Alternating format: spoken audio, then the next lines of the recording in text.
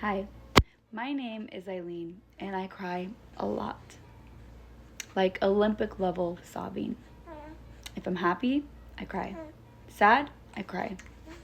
Overstimulated at Target because the lights are too bright and the music is too loud and I forgot what I came there for. I might cry. But here's the kicker. I'm not broken. I'm not too sensitive. My brain is just built like an emotional Ferrari, okay? It's fast, intense, and prone to being dramatic. See, it turns out that science actually backs this up. People who cry a lot and easily tend to have more activity in the amygdala. That's the part of the brain that is responsible for processing emotions. So, we also have a more active anterior insula, which lights up when you feel empathy or deep emotional awareness.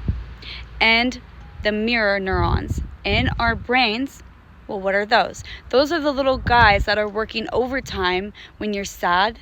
And it basically says, my brain acts like I just got dumped. When a stranger is actually just crying on TikTok, your body is like, get the tissues, code red. And don't even get me started on movies. So sometimes I will cry at films that aren't even that emotional. Like, let's say Ratatouille. Why did I cry when the food critic took one bite and had a childhood flashback? Well, because I felt that. It's him and I'm him. We're all him. But let me tell you the real truth bomb. There are times where I literally have to put, let's say, I Am Sam on and just have a good cry. Not because I'm sad, not because something is bad that happened, but because I'm emotionally clogged, and Sean Penn with a Beatles soundtrack just really hits the emotional laxatives that I need for my eyes to ball out. Do you ever do that? Put on a movie just to break the emotional dam. I sit there with a blanket and a snack. All right, time to spiral productively. Cue the courtroom scene, and I'm like, he just wants to be a good dad. That scene always gets me. I walk out of that cry sesh like I just got baptized in my own tears. And here's the thing about people like me, the ones who they say cry too easily. We're not broken, we're just attuned, I would say. We feel things as they happen, sometimes before they happen, and feel things very deeply. We're the emotional barometers of the room. We don't just hear the pain in someone's voice, we absorb it.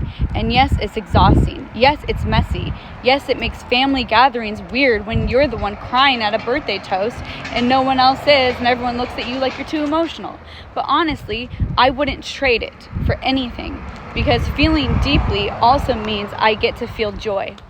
I get to cry when something's beautiful, not just tragic. I get to cry when I hear a stranger say, I'm proud of you. Or when someone holds a door open and says, take care of yourself. And I'm like, I'm trying, Angela, damn. So no, if you're like me, you're not too emotional. You're not too much. You're not dramatic. You're just alive in full color, in full volume. You feel because you care. And if the price of that is a few public meltdowns and grocery stores, parking lots, then so be it. If sometimes your family says you're too emotional, so be it. Let them call us soft. Let them call us emotional. We know the truth. We're the ones still brave enough to feel. Feeling deeply isn't a weakness. It's a soul that's just doing its job. For every heart that cries when it shouldn't have to, this one's for you.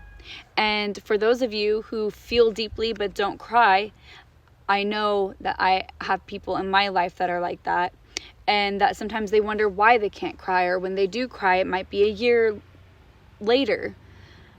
We all deal with it differently, but remember that crying is okay, whether you're a male or you're a female. You know, this video I wanted to make because I've dealt with a lot of people being like, why are you crying? Even though it was something that was positive. And it's because it's just, I feel it so hard to the core. And in my past, I used to numb myself so much with substances and with other things, to where I wasn't allowing myself to truly be authentic. I was trying to numb all of these feelings for years, for too long. And now I just let it flow. It just is what it is. And, you know, I would much rather be this person than to be somebody that drowns myself in substances, that drowns myself in other things.